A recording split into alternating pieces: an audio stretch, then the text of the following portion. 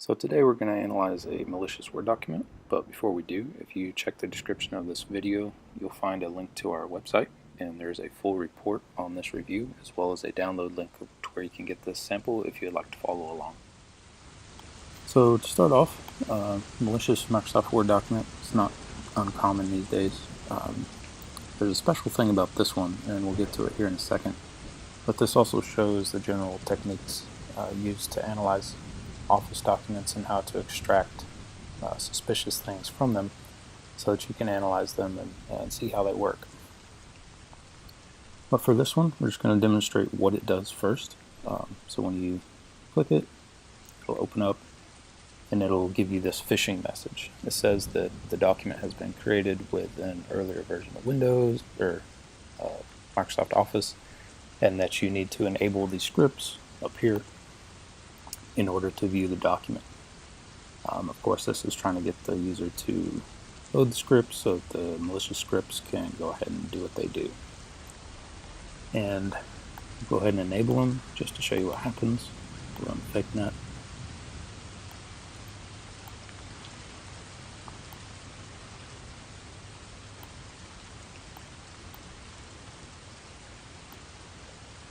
And as we see now, it is beaconing out to this CFA i66.fr domain. So obviously something that a Word document shouldn't be doing over and over again, but here it is.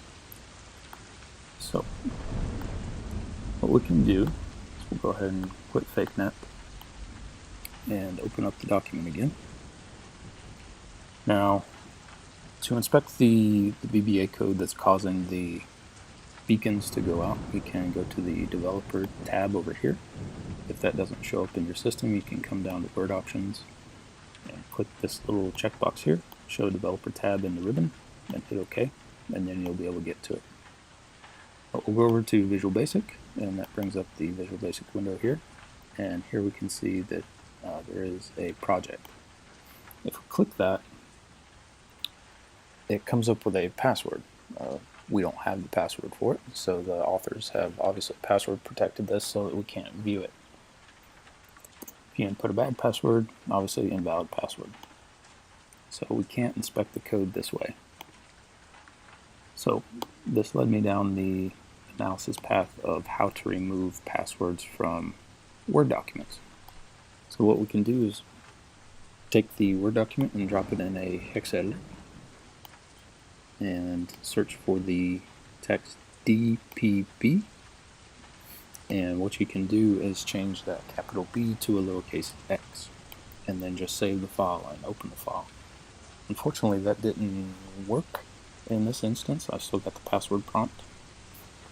So the other technique is to create your own Word document, password protect the project file, and then hex edit that document and get these values, the CMG value, the DPB value, and the GC value. So basically all of this data. However, the CMG value is normally only about these bytes to these bytes. All of this data has been input by the actor, from what it looks like, to mess with that CMG value. So if I take a legitimate CMG value from my document, it would only be, say, this long, and place it in here, the length of the document doesn't come out correctly. Furthermore, if I try and pad it with 0 bytes or anything, both inside and outside of the quotes, and leave the DPB and GC values where they are, it was still coming up with a password prompt. So it looks like this kind of technique disables the password retrieval techniques or password removal techniques. So we're going to have to find another way to analyze the file.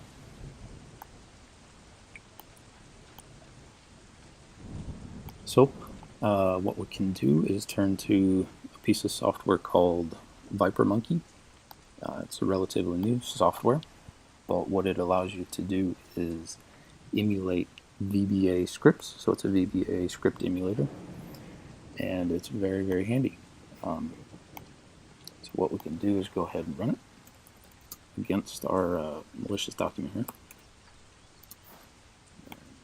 This. And hit go. So it extracts the VBA function for us and attempts to run through it and emulate it. Unfortunately, it ran into some problems. So here, variable this userform1.t.top, it couldn't find that variable. And then the other errors down here, it was unable to find the functions for ubound. And I believe that's a built-in function for VBA. So that may not be implemented to ViperMonkey yet. Not real sure. If you run it in a debugger, ubound is a legitimate VBA function, so not sure why it's not incorporated yet.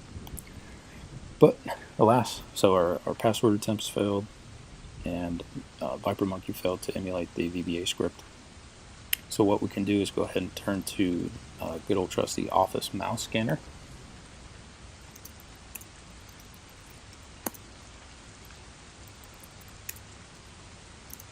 And what we'll do is go ahead and drop the file, and then issue the commands of scan and brute. So it finished analyzing the file, and it didn't find any kind of shellcode or OLE objects, things like that. So what we can do is reissue the, rerun the tool with the option of info. And what that will do is go ahead and extract any kind of VBA macros that the document has in it. And it looks like it has done so. And drop them to our file here, tools.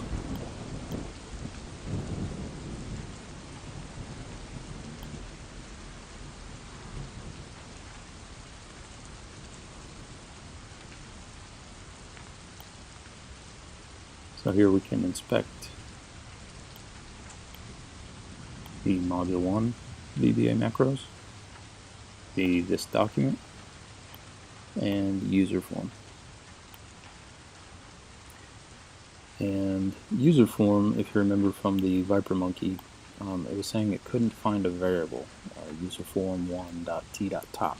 And in here, just like ViperMonkey said, we don't really see anything named like that either. This document, not a whole lot of useful information. And module 1 is the majority of the code. And as we can see, it's kind of obfuscated, weird variable names, things like that. But we can go ahead and copy out the code and run Word. Go into Developer, Visual Basic, open this up, and paste the code out. Get rid of this heading. And there we go. So here's the Visual Basic, one of the Visual Basic modules that was being run in the document. And here is the bad value that ViperMonkey couldn't determine what it is, or where it is, or how it was formulated. So if we go ahead and place a breakpoint on it, we can go ahead and debug, and we see that we stopped, and trying to advance one step, we get an error saying that the object is required. So this VBA form, it can't find that value either. So it looks like we're going to have to manually reverse this function to see if we can determine what userform1.t.top's value should be to deobfuscate this script. So if we come down, let's put a little notepad here. So at the head, I equals userform1.t.top. Scrolling down through here, move this over.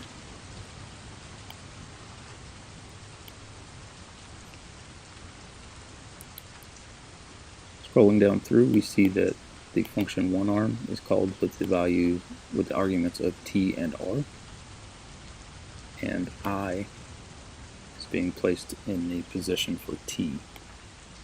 So t equals I. As we scroll down through, we see that the next place that t is used is here. in this declaration. So fr equals t minus 11. And we see that fr is being used here, but more importantly it's being used here for a conditional statement for the variable of wet.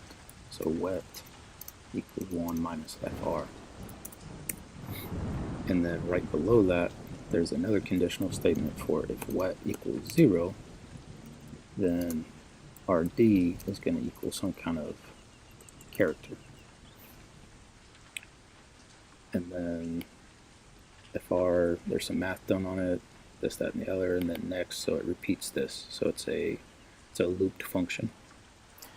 So going through this, if we go in opposite order, we see that this is probably going to spit out the individual characters of this giant string that's going to be read in. So this is all going to be concatenated together, and then it's going to do a little bit of math on it here in this loop function, and that's going to deobfuscate our string. So working backwards from where it actually assigns a character, we need wet to equal 0. So for wet to equal 0, wet equals 0, and if that's true for the previous function, for that to be true, then 1 minus fr, that's going to have to be 1, equals 0. So you see how we went from, okay, well, wet needs to be 0, so in order for wet to be 0, this function has to equal out to 0. And the argument for fr has to be 1 for that to be the case.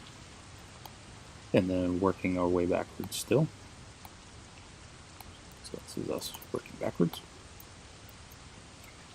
So for fr to equal 1,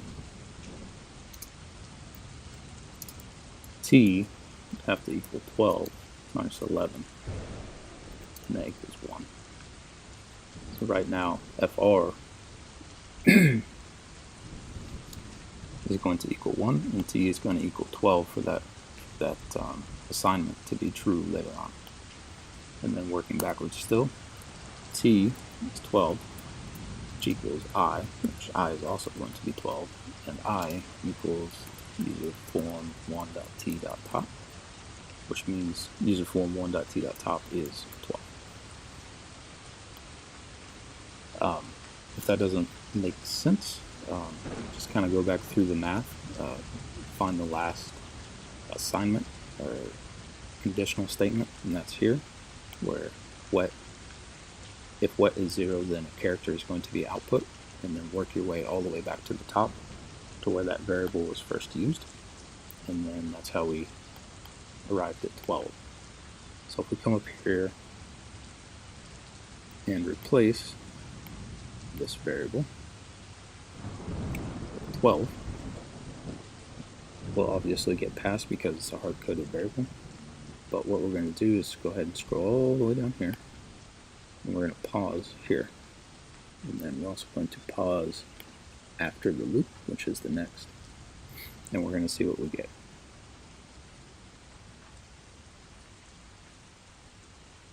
So now we're at a condition where it's checking if wet equals 0,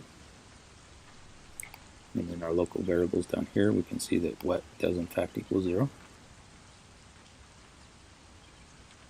So we can go ahead and step into that. And RD is going to equal the character of RD. So it's going to take 99 on the ASCII chart and pump that out to a character, which is C. So if we run it again, we should again pause at wet equals 0. Stepping in.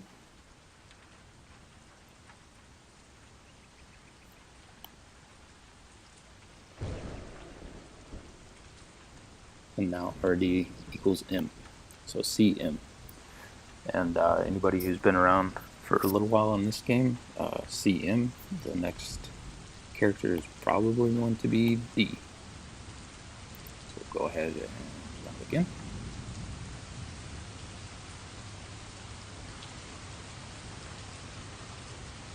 And there's D.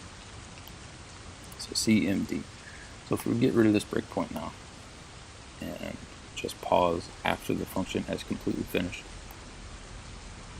we're going to be looking at the variable oneArm. Not oneArm, hasn't been assigned yet. NQSX blah blah blah. So we can see here that there is a batch file that has been successfully decoded. Now there's a weird thing about VBA in this locals box. You can't actually select everything. If you control A, you can't get it. If you try and click out and click back in and click it and then copy everything out, you'll notice that